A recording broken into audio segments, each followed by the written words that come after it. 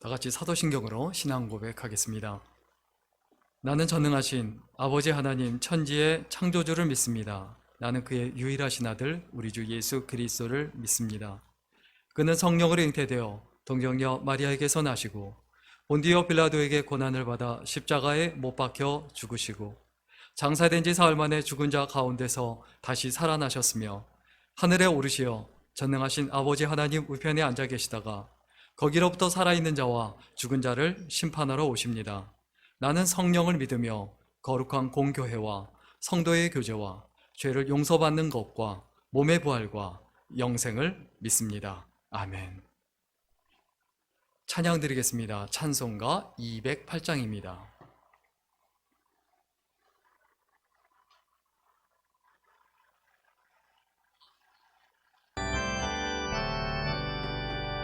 내 주의 나라와 주 계신 성전과 피 흘려 사신 교회를 늘 사랑합니다. 내 주의 교회는 선성과 같아서 눈동자같이 아기서 늘 마시되 이 교회 위하여 눈물과 기도로 내 생명 다하기까지 늘 감사합니다.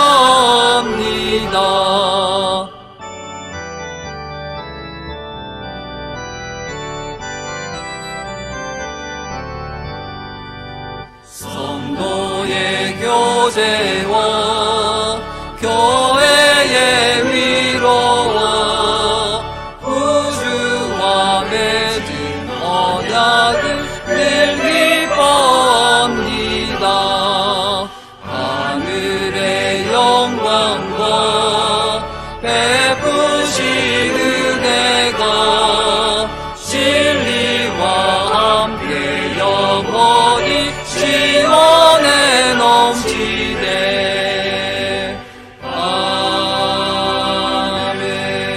아멘.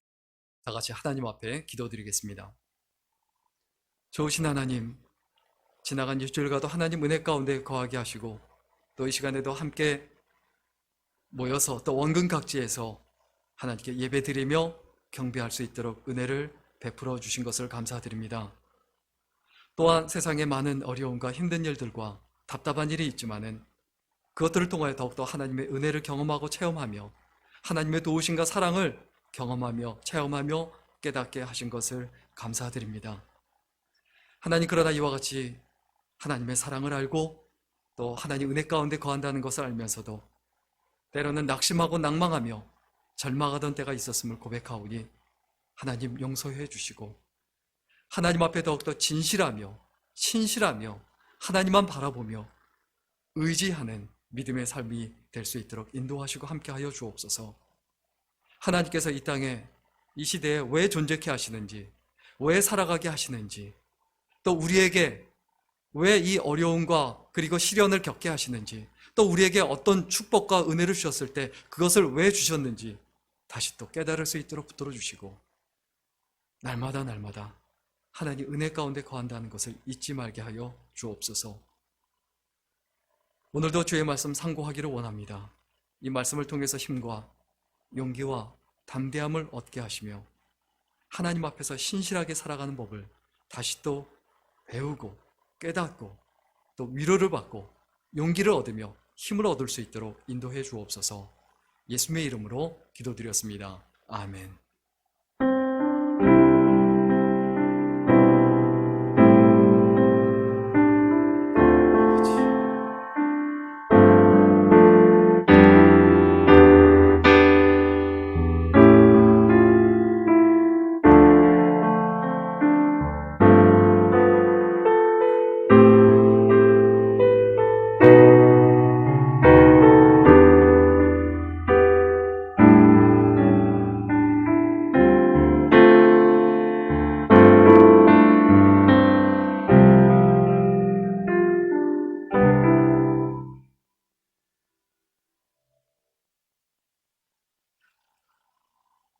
우리 교회 앞에 광고 말씀은 주보를 참고해 주시기를 부탁을 드리겠습니다. 우리 하나님 앞에 봉헌기도 드리겠습니다. 좋으신 하나님, 오늘도 하나님 앞에 나올 때 빈손으로 오지 아니하고 귀한 예물로 드리며 봉헌하게 하신 것을 감사드립니다. 이 예물이 쓰이는 곳마다 하나님의 사랑과 은혜가 넘쳐날 수 있도록 붙들어 주시고, 하나님 앞에 그 믿음을 고백하며 구별하여 드리는 그 신앙 위에 복의 복을 더하셔서 형통케 하시고 믿음으로 살아가는 생애가 될 수 있도록 선한 길로 인도해 주옵소서. 특별히 10분의 1은 하나님의 것인 줄 알아서 하나님이 주인이심을 고백하며 11조 예물 드립니다. 그 창고가 늘 차고 넘치게 하셔서 늘 풍성하게 하시고 꾸어주며 나눠줄 수 있도록 붙들어 주시고, 사람 보지 아니하고 환경 보지 아니하고 여건 보지 아니하고 믿음으로 살아가는 생애가 끊임없이 이어질 수 있도록 인도해 주옵소서.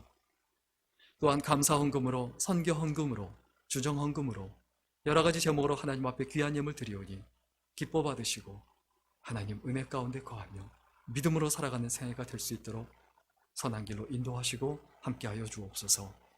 예수님의 이름으로 기도드렸습니다. 아멘.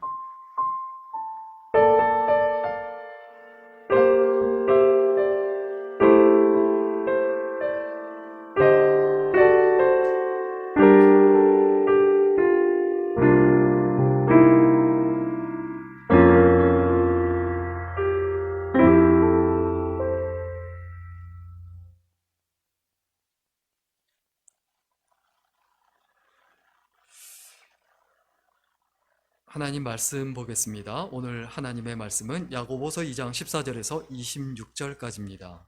야고보서 2장 14절에서 26절인데요. 26절만 같이 읽도록 하겠습니다. 26절입니다. 영원 없는 몸이 죽은 것 같이 행함이 없는 믿음은 죽은 것이니라. 아멘. 오늘은 시대를 지배하는 믿음, 시대를 지배하는 믿음이란 제목으로 함께 하나님의 말씀 나누겠습니다.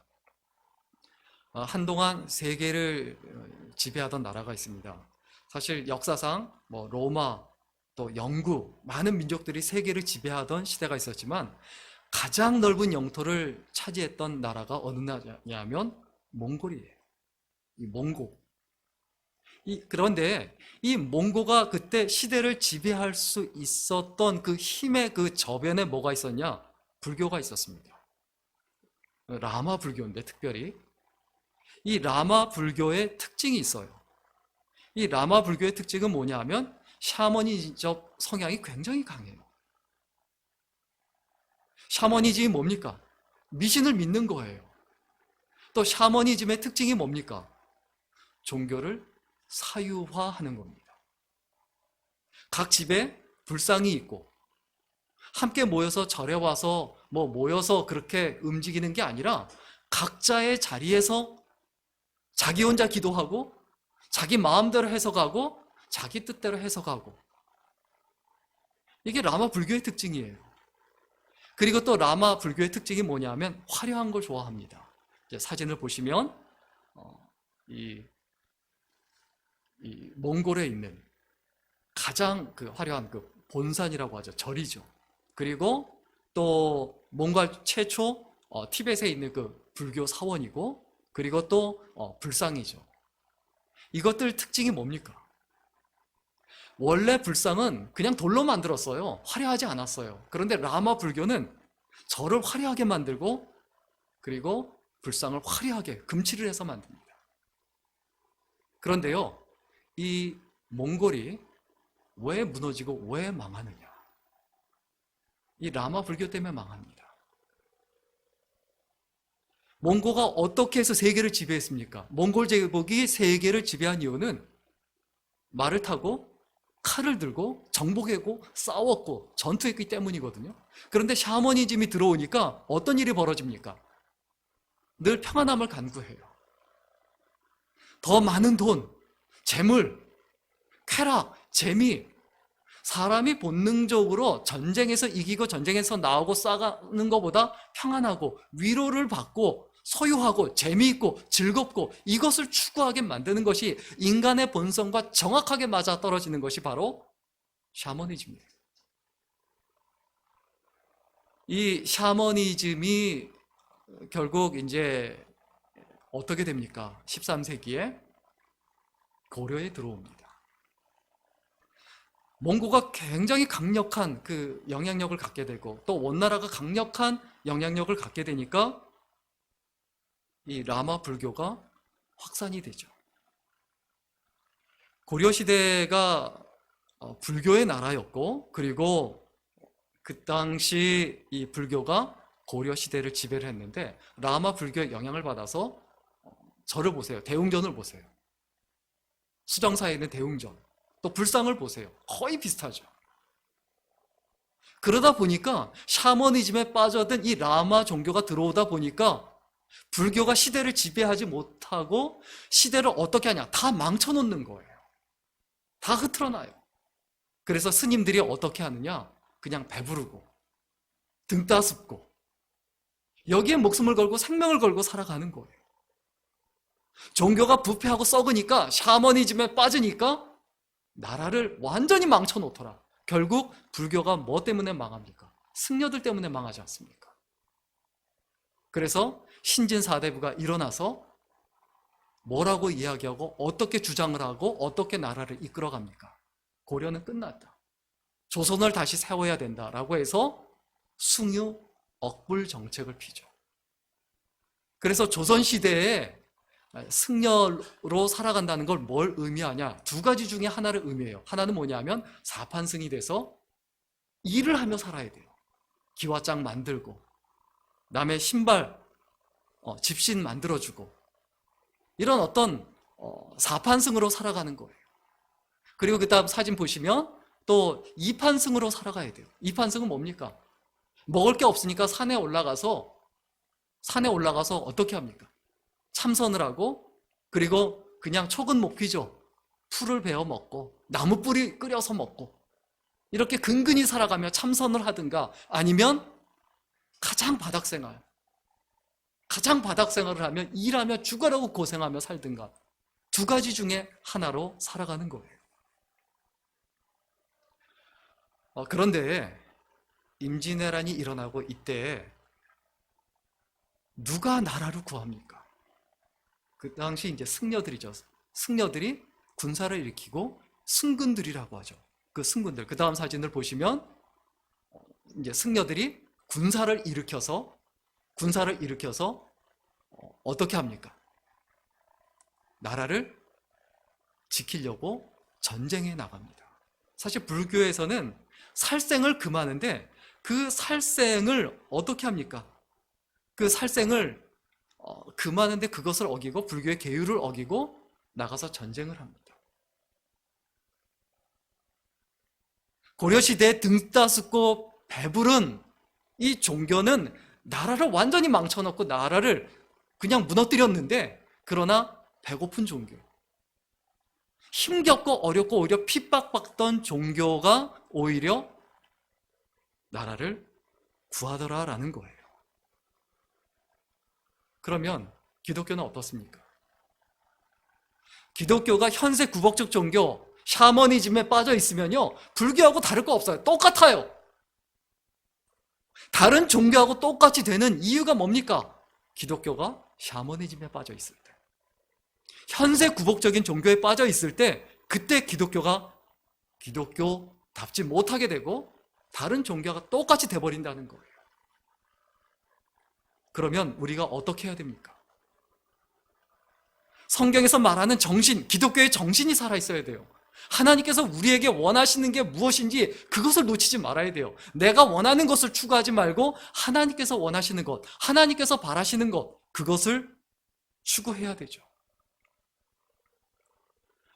조선시대의 양반은 둘 중에 하나를 선택해야 했습니다. 그냥 제야에 묻혀서 글만 읽고 선비가 되든지 아니면 권력을 쫓아다니는 벼슬아치가 되든지. 우리가 스스로 오늘날 이 시대를 어떻게 살아가야 할지 깊이 고민하며 생각해 봤으면 좋겠습니다. 진짜 살아있는 기독교, 세상을 지배하고 이끌고 책임지는 기독교가 되려면 어떻게 해야 되냐? 나부터 성경에서 말하는 하나님의 뜻, 정신, 이것이 내 안에 살아있어야 돼요.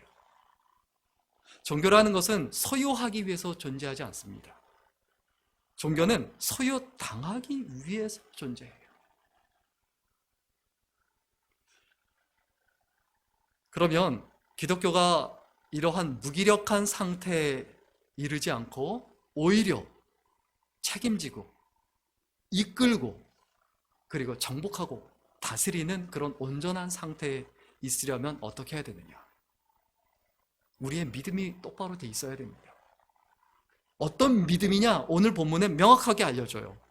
먼저 오늘 본문 14절부터 17절까지 말씀 보면 우리의 믿음이 행동하는 믿음이 돼야 돼요. 우리 14절 말씀 같이 읽겠습니다. 14절 말씀입니다. 같이 읽습니다. 시작.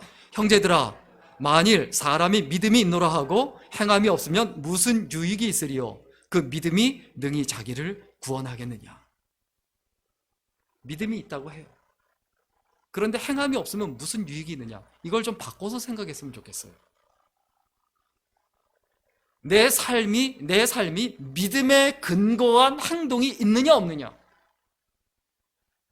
아침에 일어나서 눈을 뜨고 밥을 먹고 하루 종일 살아가는데 그 삶이 본능에 근거한 것이냐? 아니면 믿음에 근거한 것이냐?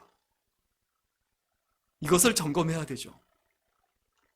자, 예를 들어서 설명하고 싶습니다. 바닷물에 빠졌습니다. 그런데 구명조끼를 입고 있어요. 그러면 구명조끼를 입었으면 바닷물에 가라앉지 않고 수영을 하지 않아도 떠 있어야 돼요. 그런데 그 구명조끼가 오래돼서 사람을 뜨게 하지 못하고 오히려 물을 빨아들여서 오히려 더 빨리 가라앉게 만들어요. 그럼 그게 구명조끼입니까? 아닙니까? 그건 구명조끼가 아니잖아요. 썩은 구명조끼는 구명조끼가 아니에요. 마찬가지입니다. 부패한 기독교는 기독교가 아니에요. 내가 갖고 있는 그 믿음이 나의 인격을 지배하고 나의 삶을 지배하고 그리고 나로 하여금 믿음에 근거한 행동을 하게 하지 않는다면 그것은 믿음이 아니다. 그것을 이야기하는 것이 오늘 본문입니다. 그래서 그 부분을 예를 들어서 말하는 게 15절, 16절, 17절 말씀이죠. 우리 같이 읽을까요? 15절, 16, 17절입니다. 같이 읽습니다. 시작. 만일 형제나 자매가 헐벗고 일용할 양식이 없는데 너희 중에 누구든지 그에게 이르되 평안히 가라, 덥게 하라, 배부르게 하라 하며 그 몸에 쓸 것을 주지 아니하면 무슨 유익이 있으리요? 이와 같이 행함이 없는 믿음은 그 자체가 죽은 것이라. 행함이 없는 믿음은 뭐라고요? 그 자체가 죽은 것이라. 어떤 게 죽은 거라고요? 15절, 16절에 얘기하잖아요. 내 주위에 있는 사람이, 내 형제나 자매가 헐벗었어요. 옷이 없어요. 굶주리고 있어요. 그런데 추워? 옷 입어. 배고파? 밥 먹어. 라면 사 먹어. 라면 끓여 먹어. 그렇게 말하고 끝나는 거. 그건 믿음이 아니라는 거죠.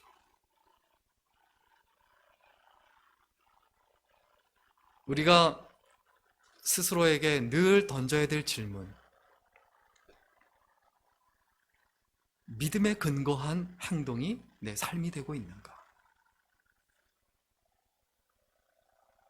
잘못됐다고 언성을 높이고 뭐 교회가 잘못됐다, 뭐 목사가 잘못됐다, 뭐 정치가 잘못됐다, 기독교가 잘못됐다라고 말하기 전에 나는 어떤 사람인가? 잘못됐다고 말만 하는 사람은 아닌가? 말만 하는 사람이라고 해서 그 사람이 옳은 사람이냐? 늘 마음속에 새겨야 될 부분이 있죠. 옳은 말을 하는 것과 옳은 사람이라는 것은 다른 얘기다. 믿음도 마찬가지입니다. 내 믿음이 아무리 올바르다, 또 내가 아무리 주여 주여 하고 내가 아무리 종교적인 언어, 기독교적인 언어를 사용한다 할지라도 행동이 없으면, 그 믿음에 근거한 행동이 없을 때 내가 믿음의 사람이라고 할 수 있는가? 이건 우리가 좀 항상 심각하게 고민해야 되는 부분이죠. 성경을 말하는 것과 성경이 말하는 사람이 되는 것은 다른 얘기예요. 하나님께서 우리에게 원하시는 게 뭡니까? 물론 복음을 전한다고 성경 구절을 이야기하고 말해야 되죠. 근데 성경을 말하는 사람이 되라는 게 성경이 아니에요. 어떤 사람이 돼야 됩니까? 성경이 말하는 그 사람이 돼야 된다는 거예요. 성경을 말하지 말고 성경이 말하는 사람이 되라. 이게 우리의 숙제고, 이게 야고보 사도가 끊임없이 이야기하는 부분이에요. 행함이 없는 믿음은 죽은 믿음이다. 살아있는 종교는 두 가지 특징을 지닙니다. 하나는 뭐냐 하면 모든 것을 살려요. 살아있는 종교는 어떻게 한다고요? 모든 것을 살려줍니다. 살아있는 것은 부패하지 않게 하고, 그리고 명령력을 갖게 해서 바이러스가 침투했을 때 그것을 이기게 하죠. 마찬가지입니다. 살아있는 믿음은 어떻게 합니까? 교회를 살게 합니다. 가정을 살게 합니다. 각 개인을 살게 합니다.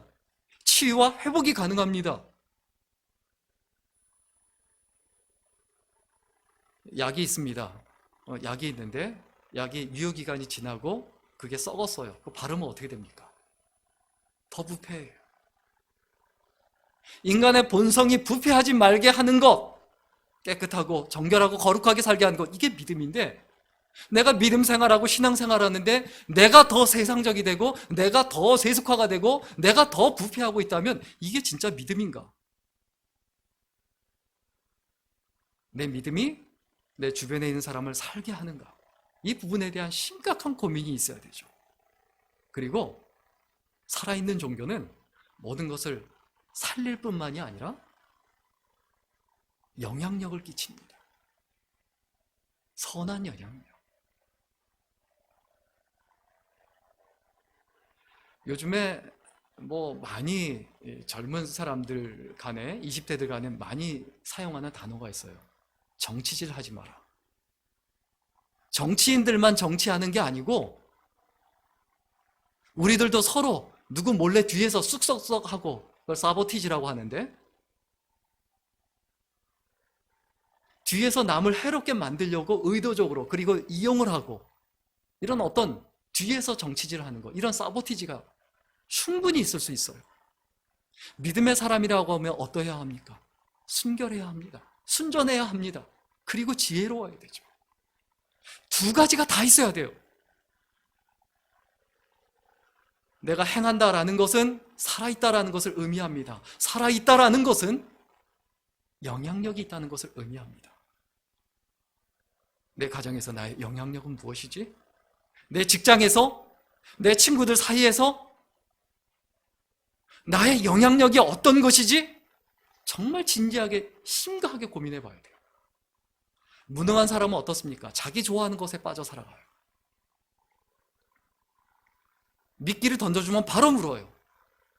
자기 좋아하는 것 때문에 정신을 못 차려요. 뭐가 옳고 그른지를 몰라요. 결국 우리들의 인생은 뭐 때문에 마칩니까? 내가 좋아하는 것 때문에 망치는 거예요. 내가 하고 싶은 거 하다가 인생 망치는 거예요. 내가 하나님의 사람답게, 하나님의 백성답게 살아가려면 어떻게 됩니까? 하나님이 원하시는 것, 하나님이 좋아하시는 것, 하나님이 뜻하시는 것, 거기에 빠지고 거기에 미쳐야 되죠. 오늘날 기독교는 현재 세 가지 흐름 가운데 있습니다. 하나는 뭐냐 하면 소멸된 기독교. 오스트랄리아, 오스트리아, 체코 다 기독교 국가였어요. 근데 기독교가 없어요, 이런 나라에. 거의 없어요. 기독교 인구가 기껏해야 한 2% 정도? 그런데 곳곳마다 교회는 다 있어요.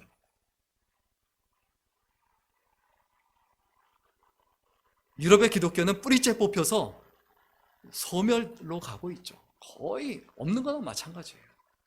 그리고 두 번째 상태는 세속화예요. 미국의 기독교, 영국의 기독교, 오스트리아의 기독교, 프랑스의 기독교. 그리고 세 번째 흐름은 생성이에요. 새롭게 생겨난 기독교. 어디의 기독교입니까? 케냐, 남아프리카, 중국. 이곳의 기독교 인구가 무섭게 늘어나고 있어요. 그러면 한국은 지금 어떤 가운데 있습니까? 두 번째죠. 세속화죠. 기독교가 세속화되고 있다.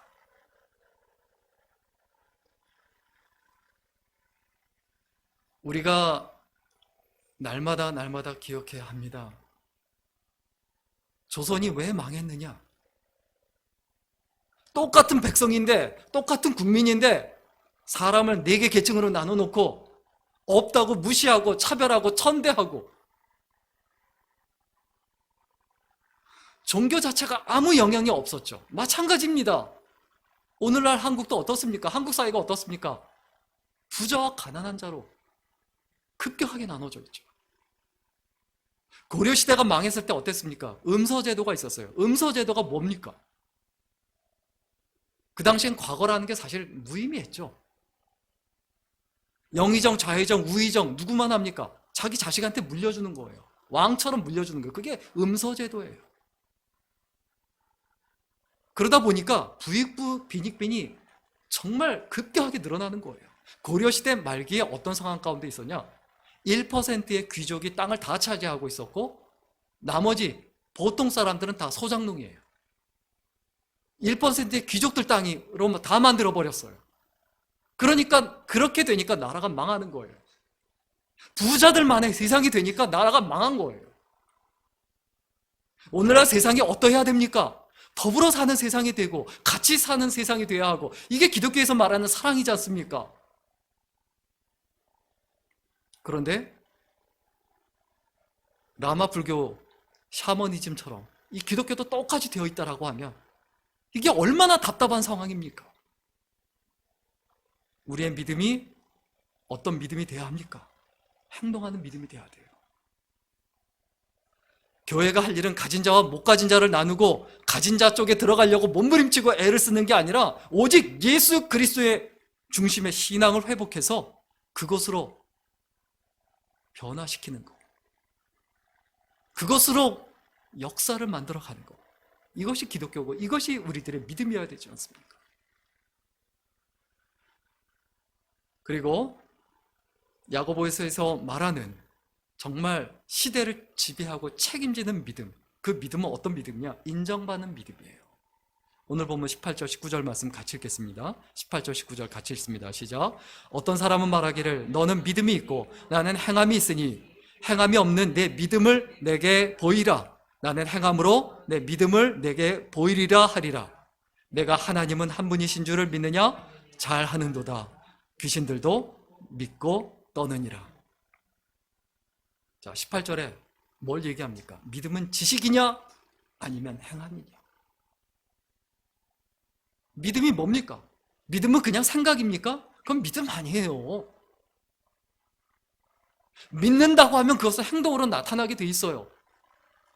이 건물이 1분 안에 무너진다라고 우리가 믿는다고 생각해 보세요. 아, 그렇구나라고 가만히 있을까요? 그렇지 않아요. 다 뛰어나가요. 그게 믿음이에요. 마찬가지입니다. 내가 하나님을 믿는다. 내가 하나님을 믿고 살아간다라는 건 뭘 의미합니까? 내 행동이 곧 내 믿음이에요. 내가 살아가는 모습이 곧 내 믿음이에요. 살아가는 모습, 말하는 것, 행동하는 것을 보면 그 믿음이 그대로 보이고 그대로 드러나는 거예요. 예배 드리는 모습, 재정을 쓰는 모습, 직장 생활하는 모습, 사람을 대하는 모습, 그 태도, 모든 게 믿음이에요.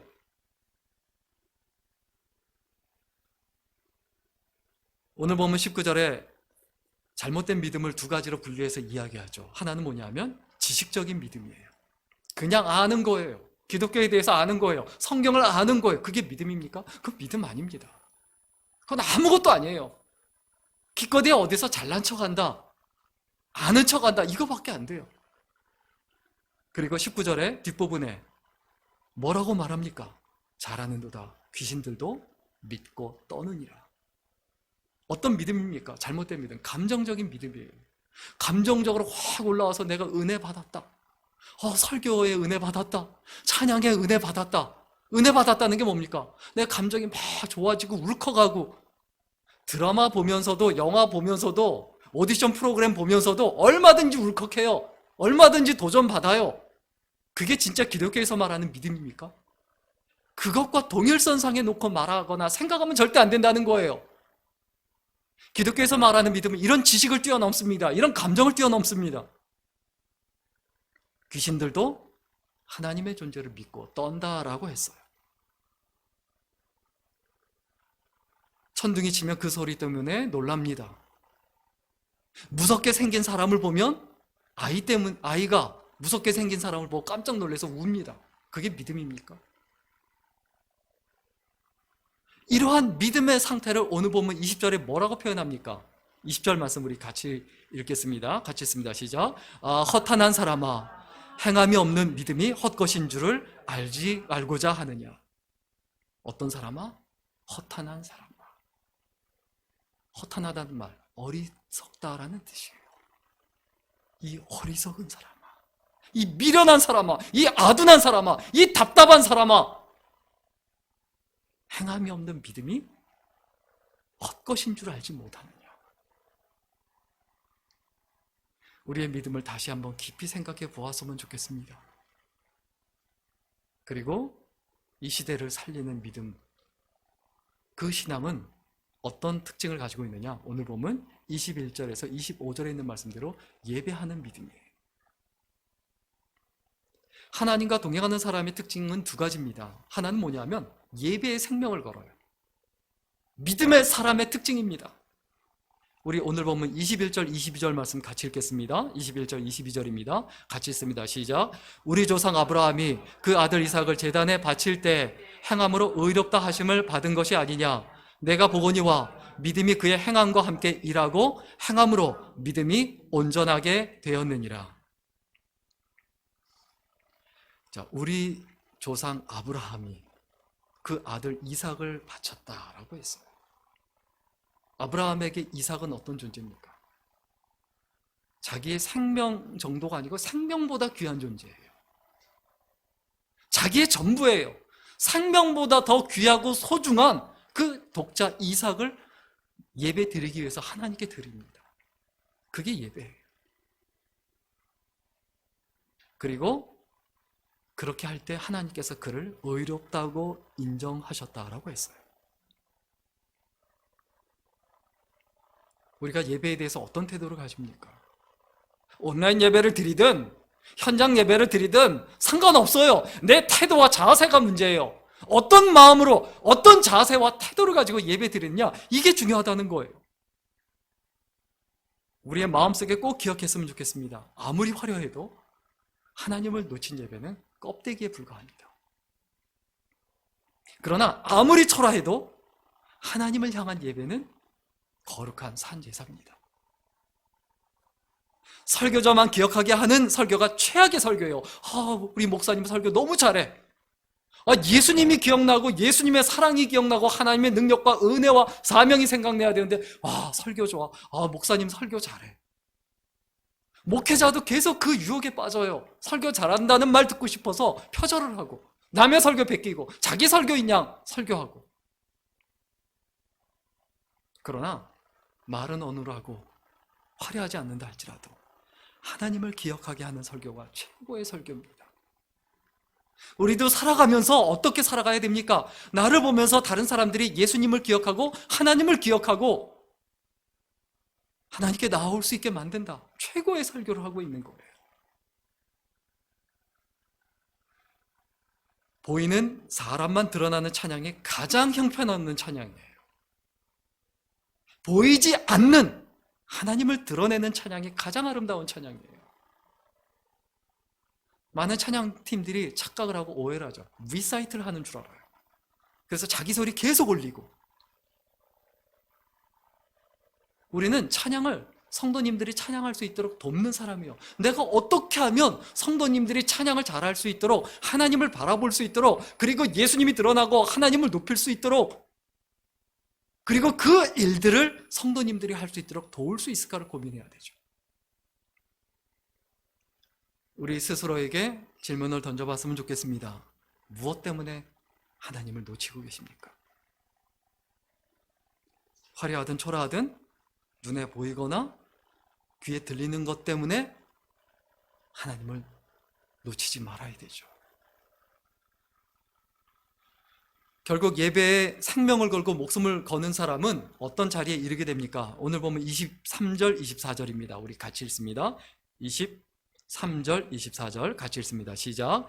이에 성경에 이른바 아브라함이 하나님을 믿으니 이것을 의로 여기셨다는 말씀이 이루어졌고 그는 하나님의 벗이라 칭함을 받았나니 이로 보건대 사람이 행함으로 의롭다 하심을 받고 믿음으로만은 아니니라.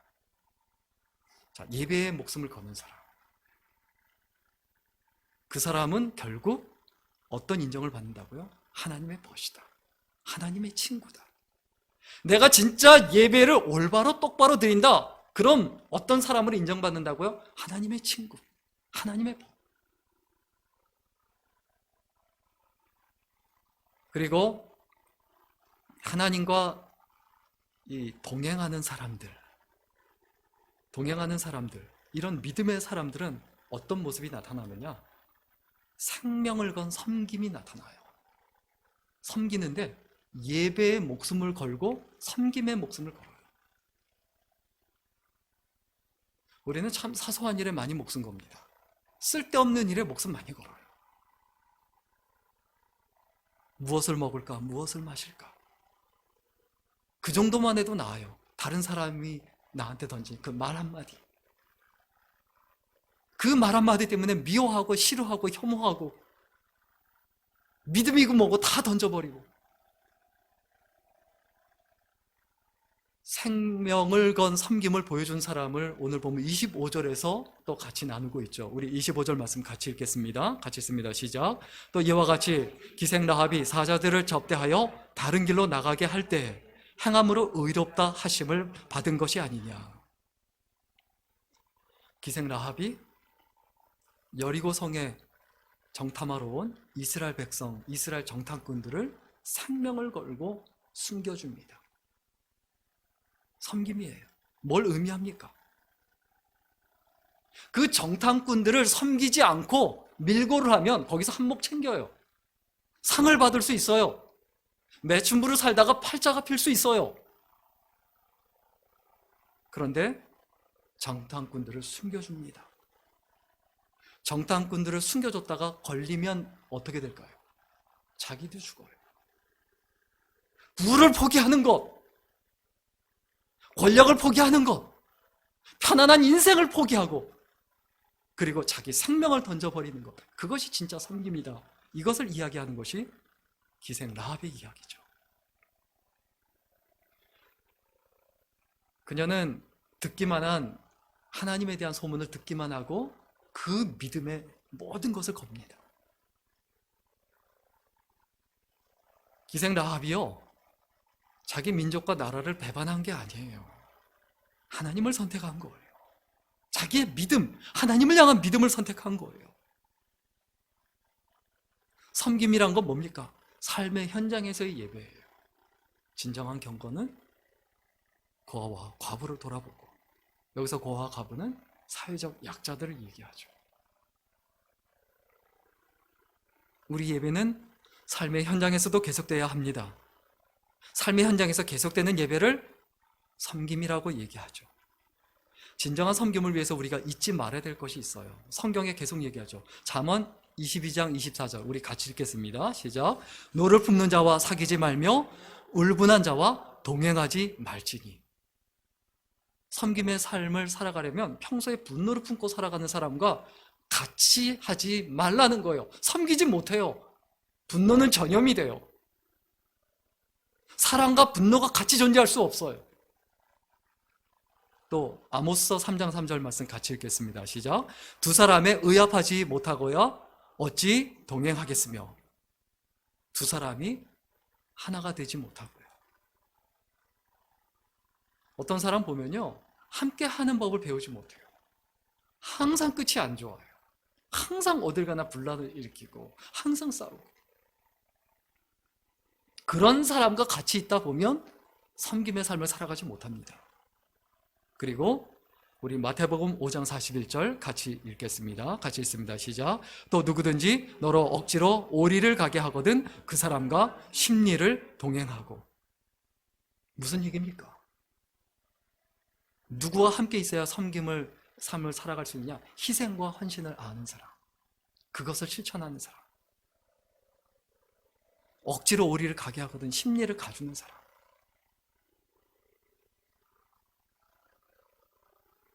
기독교를 생각할 때 사람의 화려함이나 사람의 초라함이 드러나지 말고 하나님이 나타나고 하나님이 드러나야 되죠.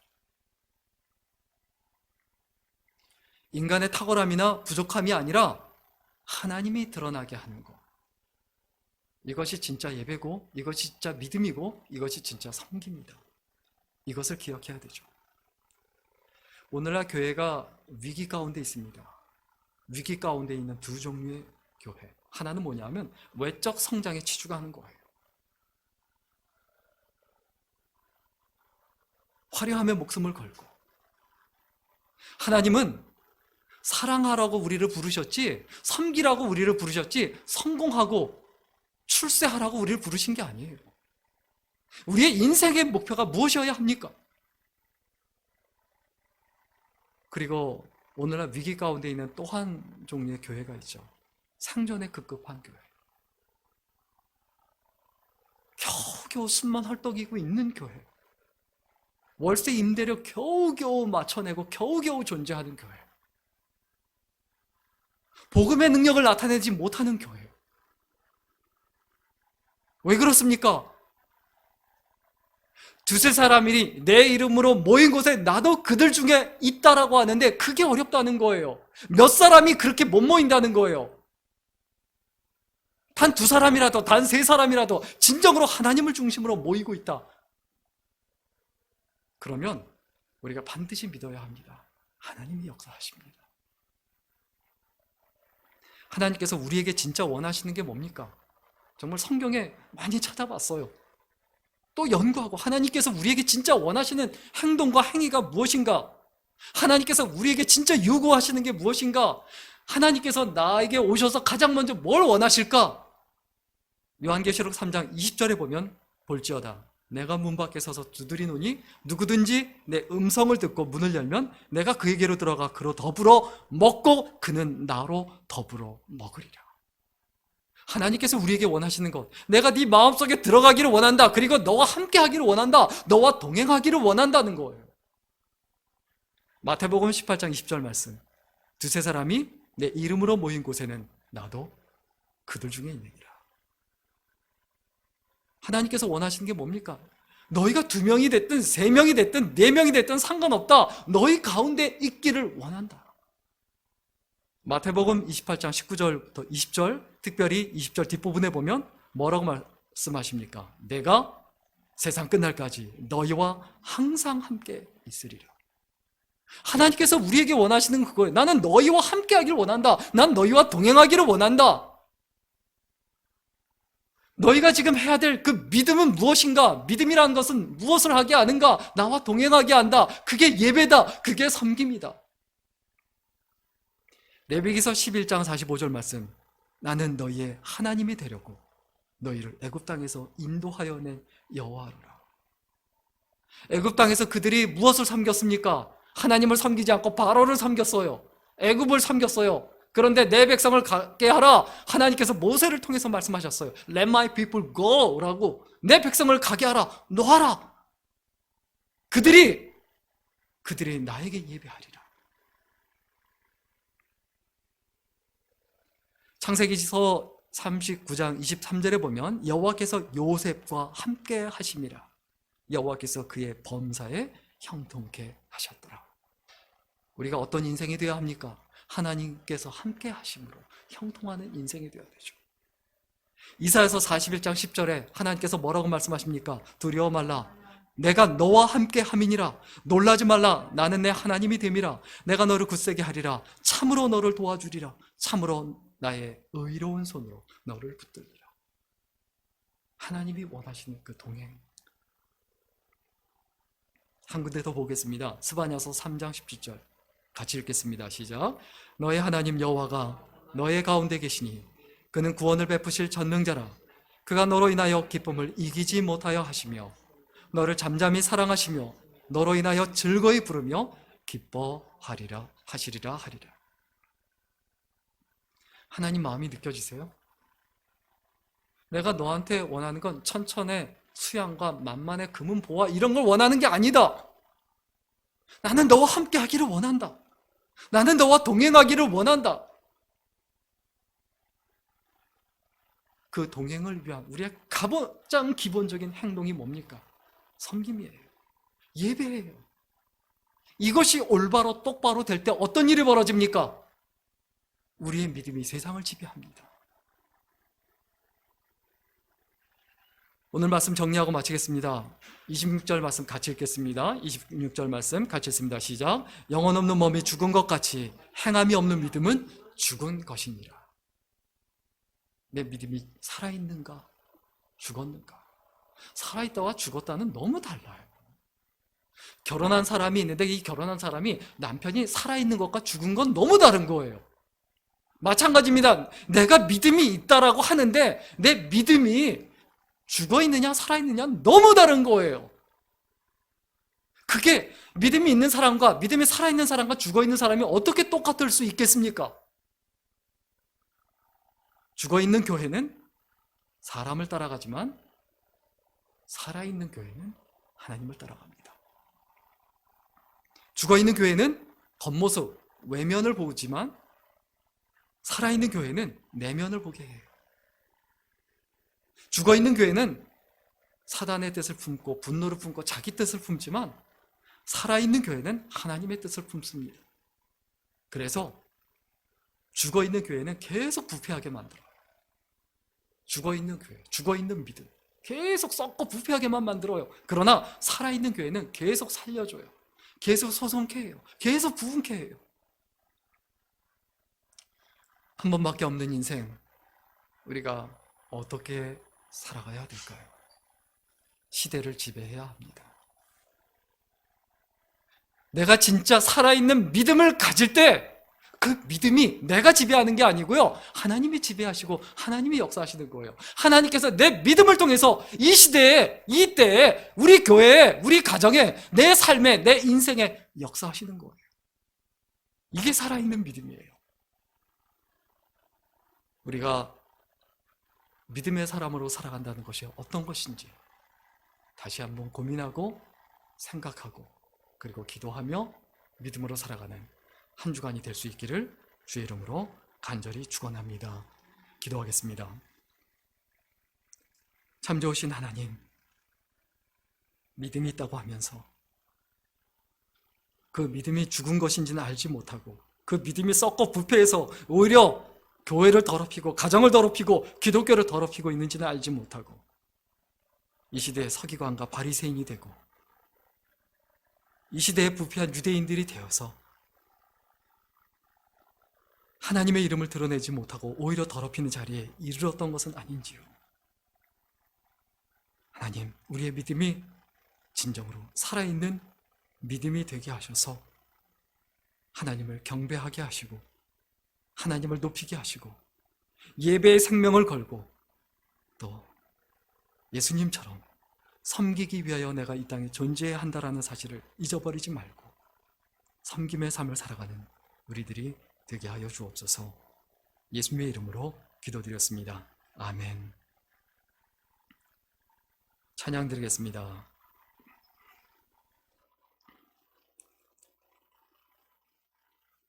우리 찬송가 357장입니다. 357장입니다.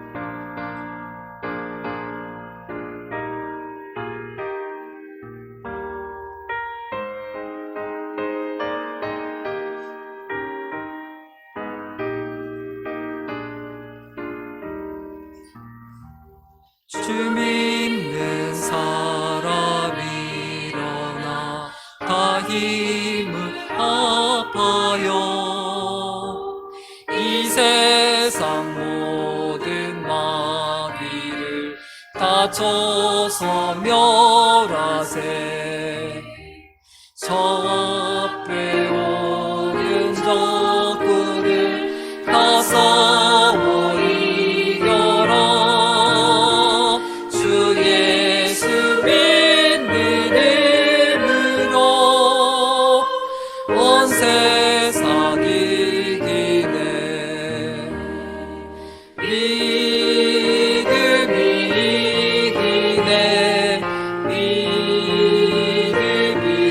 주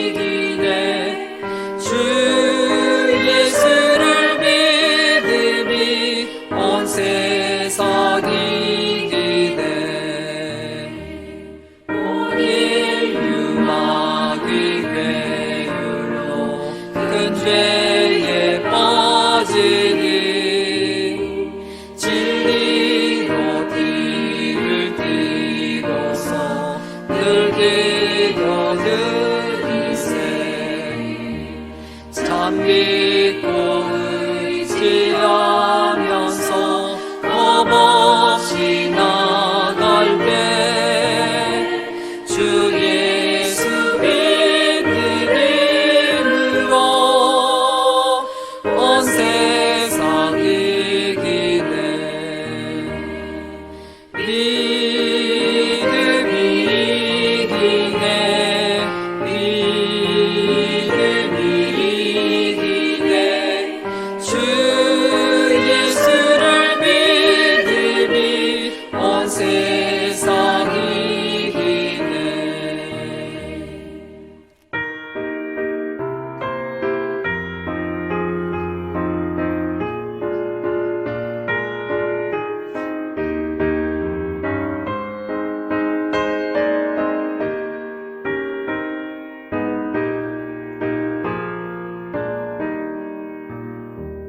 끝까지 이긴 자에게 흰 옷을 입히고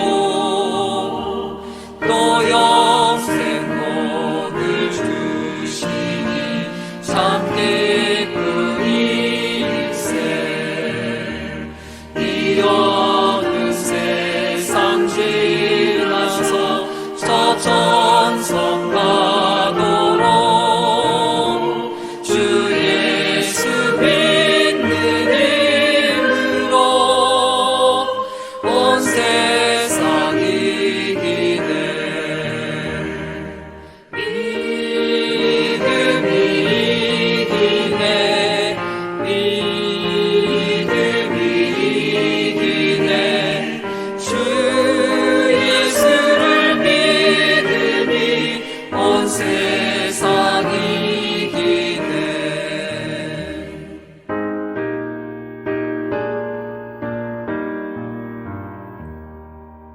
기도하겠습니다. 살아계신 하나님, 이제 또 세상에 나가서 각자의 자리에서 믿음으로 살기를 소원합니다. 하나님만 바라보며 하나님만 의지하며 하나님만 따라갈 수 있도록 붙들어 주시고, 사람 보지 아니하고 환경 보지 아니하고 여건 보지 아니하고 오직 하나님께 영광 돌리며 살아있는 믿음을 가지고 이 시대를 이끌며 책임지며 하나님 은혜 가운데 거하는 우리들이 되게 하여 주옵소서. 이제는 우리 주 예수 그리스도의 은혜와 아버지 하나님의 무한하신 사랑과 성령님의 감동 감화위로 충만케 하심이 여기 모여있는 모든 귀한 하나님의 백성들, 하나님의 일꾼들 위해 이제로부터 영원까지 함께 있기를 간절히 축원합니다. 아멘.